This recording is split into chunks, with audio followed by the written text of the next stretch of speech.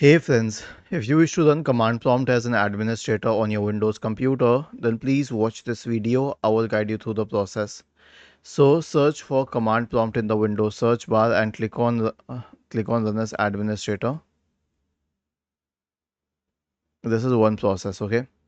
The other way to do this is to press Windows plus R, type CMD, press the shift key and then hit enter.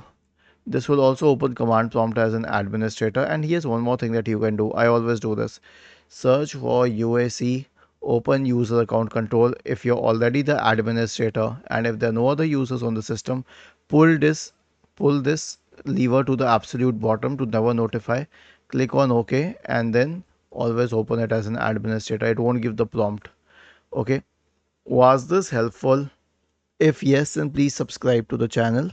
If not, then let us know in the comment section of the video on how we could help you further. Thank you for watching this video and have a nice day.